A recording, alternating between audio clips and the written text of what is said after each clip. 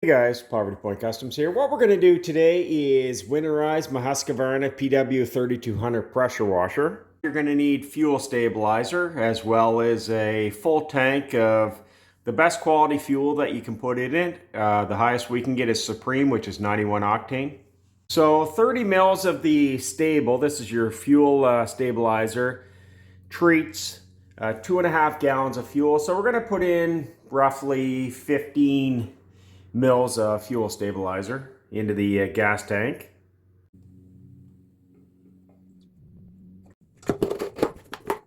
Next thing you want to do is drain your detergent tank. And all you do to drain it is pull off the clear hose there and drain all the detergent out of it. So the next step is you want to add roughly half a liter of water to this, and then you're going to run your pressure washer for a couple minutes with the soap function on. And what this is going to do, it's going to get all the detergent out of the system, as well as if there's any in the wand.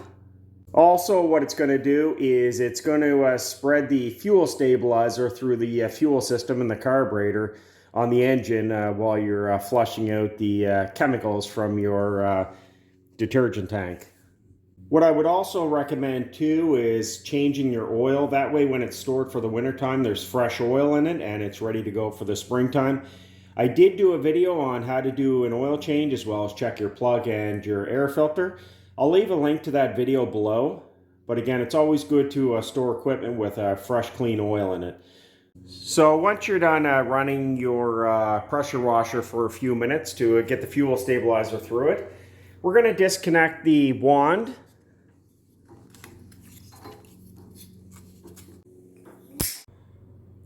So once your wand's disconnected, what I like to do is actually take off the extension here.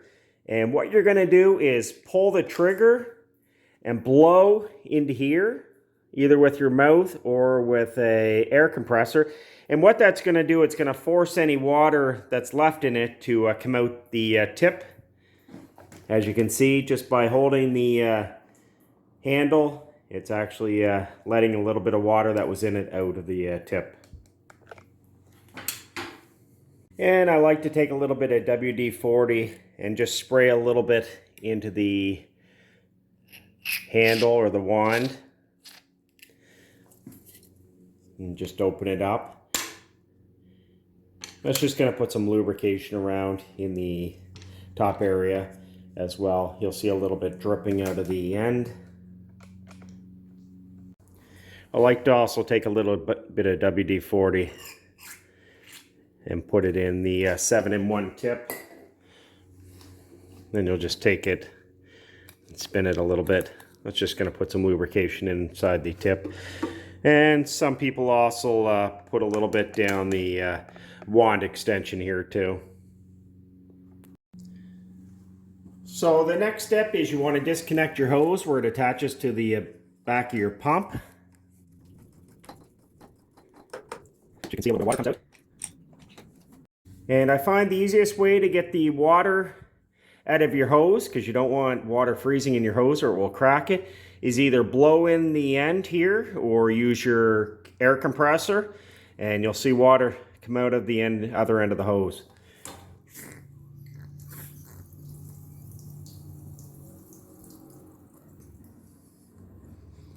So you're going to want to do that till there's no more water coming out.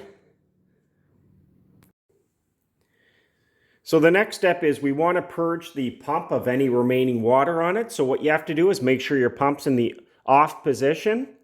And you're going to pull the recoil roughly 6 times. And what that's going to do, it's going to expel any water that's left in the pump itself.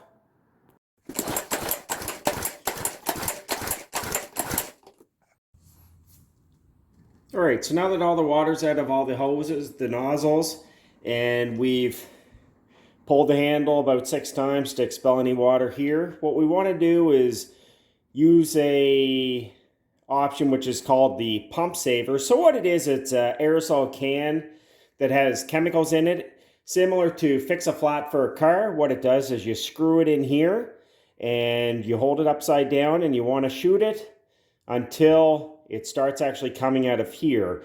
So I don't have that on me right now. What I'm actually going to use is a little pump that I'm going to connect to here, and I'm going to force plumbing antifreeze out through the hole here. So you can either use a pump saver or you can use your specialized plumbing antifreeze for the pumps here. And you just don't want any standing water in there, even though most of it's out. And if you don't have the pump saver aerosol can to spray through there, you can actually get a garden hose and you can hook this up to here, and you can actually pour antifreeze, plumbing antifreeze, in the garden hose, hold it up in the air, and pull the handle a couple times. And what that's going to do, it's going to prime the pump, so it'll actually start getting it out through the pump itself, through the top there.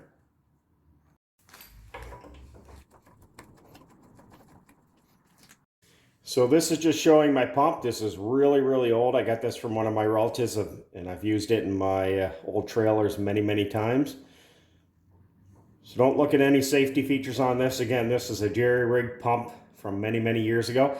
So you want one end going into your plumbing antifreeze and the other end going into your hose area of your pump right on the bottom here. So we're going to turn on the pump till we start seeing plumbing antifreeze coming out of the top.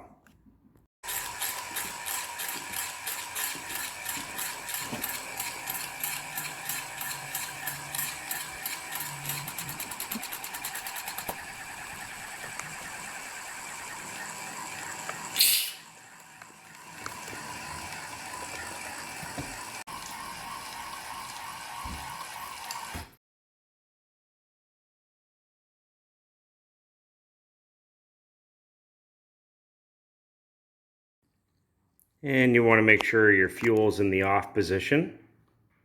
Now, some people will go as far as draining the bowl in your carburetor. If you want to do that, it's just a matter of unscrewing that.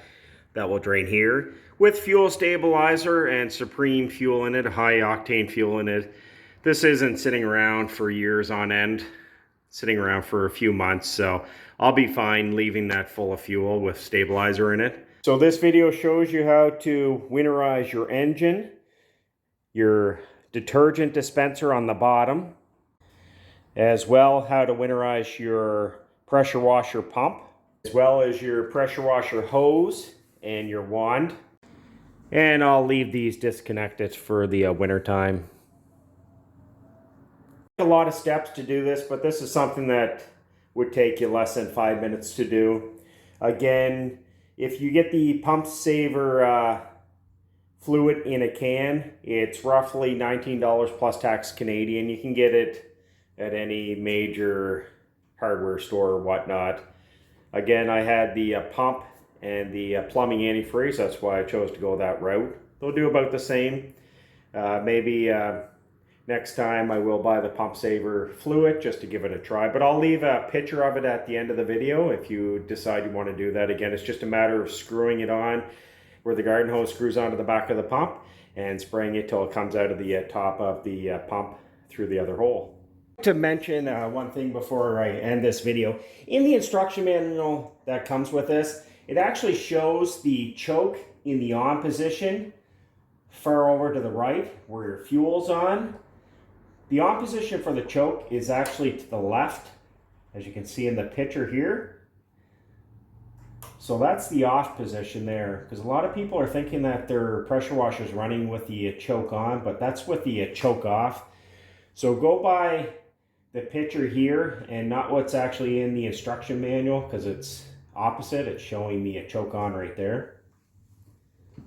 This was just a short video on how to winterize the Husqvarna PW3200 pressure washer. Again, these methods can be used with pretty much most other pressure washers on how to winterize the motor and the pump, your hoses, and your nozzle. Hope this helps some of you out there. If you have any questions or comments, make sure you post them below. If not, I appreciate you watching. Make sure to hit that subscribe button and the thumbs up and bell notification. And if there's any other videos you want to see, make sure you leave a comment below. If not, thanks for watching. Take care.